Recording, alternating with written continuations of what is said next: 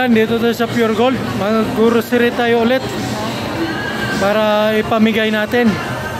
O pupunuin natin ito para ibahagi na naman natin. Let's go!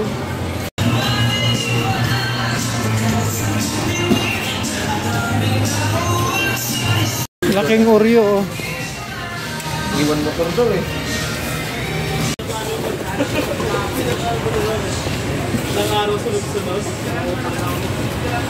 Kukuha tayo dito.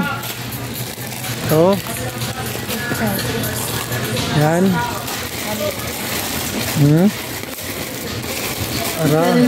Kasi baka mawala dito balang araw. Yan.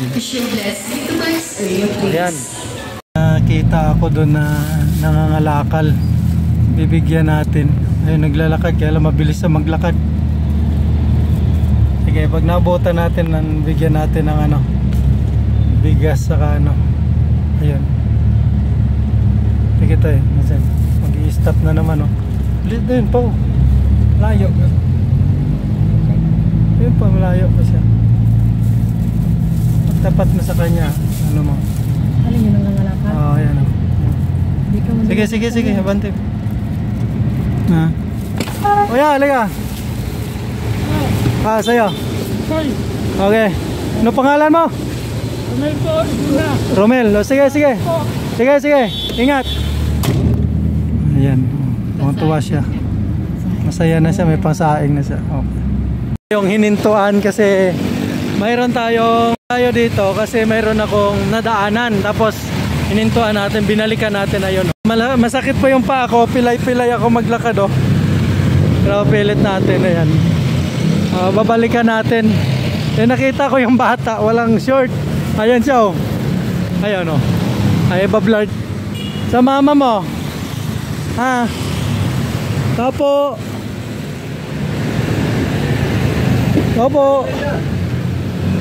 Tay, musta? Anak mo? Dito kayo nakatira?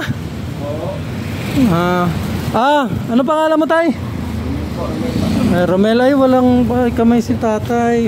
Kuya Romel, ayun, puto lang kamay. Sige tay, bigay, dalawa yan. Kasi nakita ko yung anak mo kanina, dumaan ako. Namimigay naman ako ng kaunting sa mga kagaya nito. Sige tay, siguro may masaing kayo, ano? Okay. At bye-bye. May asawa ka, tay? Saan? Tulog? Okay, ilan anak mo? Dalawa sila. Sige tay, kasi mabagyo, maulan din. Thank you, bye-bye. So, balik tayo. Sasakyan, nandun yung sasakyan eh. So, masakit niya yung paa ko.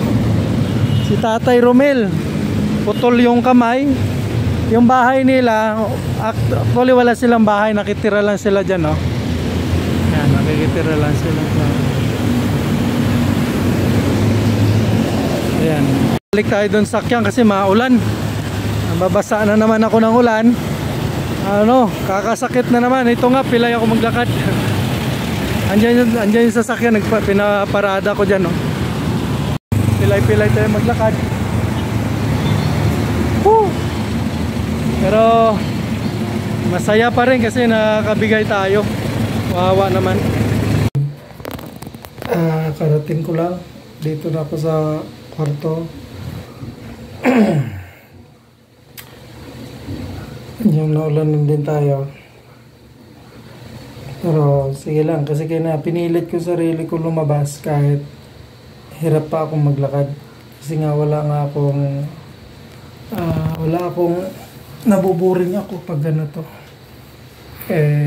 Gusto ko talaga mag-ikot ako para may madaanan, may makita ako na pwede natin abutan ng kaunting tulong. Tulad niya kayo na si Tatay Romel, nagulat nga ako, wala pala siyang kamay. So kawawa naman. Nangangalakal yung kanina, yung anak niya andun.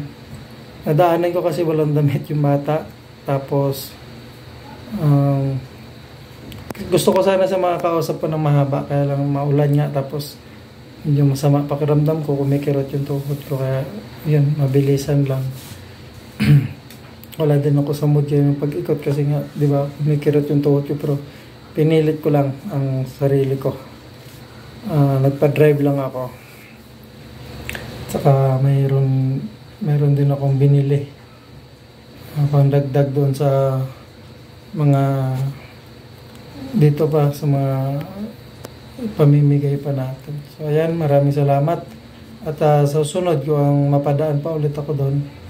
Daanan ko yung si Tatay Romel para bigyan natin ng medyong kaunti man o kaya cash para tulungan. So abangan nyo yun. Maraming salamat sa panonood nyo, sa suporta. Mabuhay po tayo lahat. Bye-bye.